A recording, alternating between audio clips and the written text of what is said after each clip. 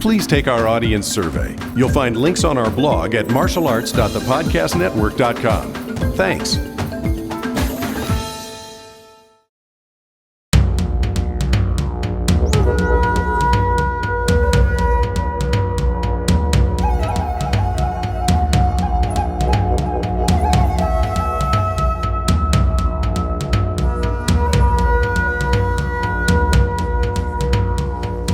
Hi, welcome to Martial Arts Explorer, where we explore practical self-defense techniques as derived from classical martial arts.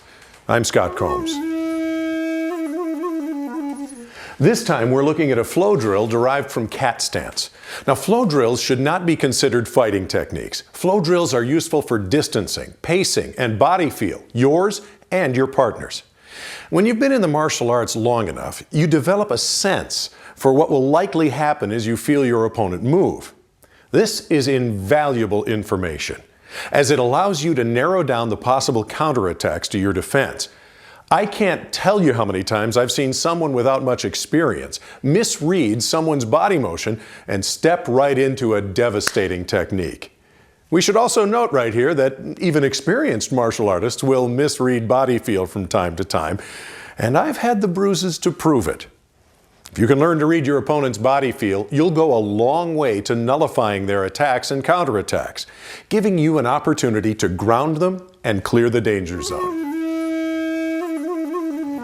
Thanks, Scott. We're going to try something different tonight. We're going to look at a flow drill. It's a way to keep moving with your partner and keep adapting to what's coming at you.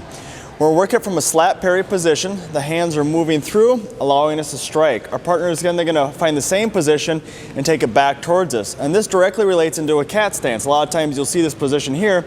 All you have to imagine is the beginning, when these hands move this way, would be that pull into that slap parry. So we drop into a stance, slap parry, proceed to a strike. When we work with a partner, it allows us to feel this and then keep moving through. Kelly's going to come in and join me, and we're going to show you how this goes. Start neutral. A lot of people have problems with their feet because they feel they need to be 1 foot forward or the other foot forward, and they need to keep standing that way. So to begin with, you're going to start feet straight across. I'm going to take my hand, and we always go inside motion. Cross under, pull through, take the free hand, which is my lead hand now, and that's going to come in and palm heel strike to the face. My partner just copies me. It's always an inside motion. This hand is captured right now, or busy. This is the free hand, inside motion, cross under, strike with the other hand. All right, now one hand is busy, this one is free, inside motion, cross under, and move. Come on, parry, and it just keeps working in this direction. So all that's really going to happen is you always go inside, cross, strike, inside, cross, strike. As you become more comfortable, you can start to move your feet now. And you see that your feet don't really matter because I can do this reverse tipped or I can do it foot forward, and it doesn't really matter. All I want to do is be able to just keep moving and twist my body. Now optimally we move off to a 45 degree and we face in towards our attacker. So when the attack comes in, you're going to move slightly off center. I turn in at a 45 degree angle, putting me right where I need to be, and come back with my strike. My partner does the same thing, and all you're really doing is twisting and shifting weight a little bit. Now you'll notice I tend to stay on one side. I'm always working to the outside. Kelly's always on the inside. So however you start, this is typically how you're going to stay. Now there's ways to get around that. We'll show you how to do that later. Thank you. We're going to grab the class and let them come in and give it a try. All right, what we're going to be looking at is a slap parry drill. You're going to always stay in one direction. You're either going to always stay to the outside, you're always going to stay to the inside, but you're going to vary between your right and your left. If Caitlin's going to join me real quick, what it looks like is one hand is coming in and starting the motion of our strike. This is basically a strike to the head, strike to the face, chest area. Inside, underneath, and strike. Always come back with an inside motion. That's what's going to keep you from getting confused. Inside, cross under, and strike. And I just repeat, inside, cross under, strike. Now I'm on the other side, she's on the other side, and I move back to the original side. And this just keeps flowing around. All right, you guys give it a try. I'll walk around and help as needed.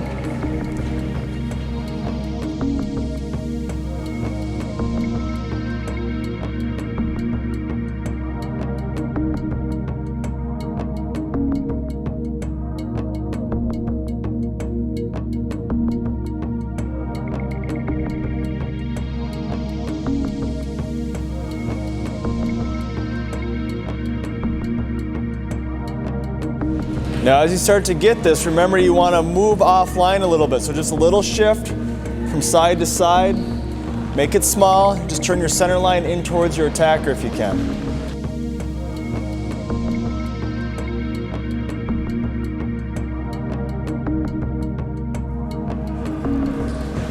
Okay, we talked about how we could change this. Instead of always staying on the outside or always staying on the inside, how we can adapt this and make it so you can switch between the two. It's a little more complicated, but it's not that hard to do if you just think about it ahead of time. If I'm working with Caitlin again, I'm gonna start off on the inside this time, and she's gonna throw this.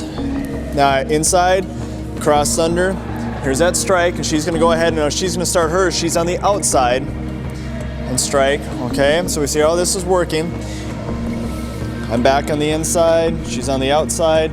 Now here's where I can switch. All I have to do is take this hand, and as it's being pushed and captured here, I do a quick switch over this way, and I come through, and now I'm on the outside. It's a little bit of an extra hand motion. So instead of taking my one free hand, I can dip it around really quick, or I can slip to the back of my hand that is free and make it an outside motion, and then your cross isn't exactly the same. Let me try and demonstrate that a little bit. All right, so now when this hand comes back in, all we're gonna do is I take my other hand, I bring it across, I can switch to the outside with one quick motion here, or otherwise, I can go ahead and I can slip my front hand around, and then I start back in this way. So there's your quick switch. It'll confuse you at first, but if you wanna try it, all you do is you either skip a motion or you add an extra motion. One thing you wanna be aware of, some of you worked on a drill probably, it comes in with the same slap parry type motion, and you come inside, underneath, but then you push one more strike and follow with the backhand, all right? Giving you a 1-2-3 strike. Now remember, this is just 1-2 strike, so it might feel a little different if you're very used to that type of motion. So 1, 2, and you're coming back with that strike. Keep that in mind, that'll make it a lot easier if you just realize the rhythm when you're doing that, just 1, 2, and strike. Something else you can play with, you can either work this with your hands, hitting in with the palms and a little bit of a pull strike, or you can also work this more of a wing style where you're pulling your hands across and you're using your wrists, turning them over and pulling this way to get your strikes in. Two different ways to do them. You can try it out, see what works for you. Try and teach yourself how to do both ways. They both have their different uses. Thanks for joining us, and back to Scott. Now remember, this drill isn't about speed, it's about body feel. With practice, speed will take care of itself. A quick hi to one of our subscribers, Shuri Leopard, or Bart from WarriorPages.com. You can also find him at youtube.com/Shuri Leopard. SHURILEOPARD. Bart's a really nice guy with a lot of good ideas. You'll enjoy his presentations. We'd love to hear from you. You can write us anytime at explorer@martialartsexplorer.tv. For Martial Arts Explorer and Michael Kleinepeer, I'm Scott Combs.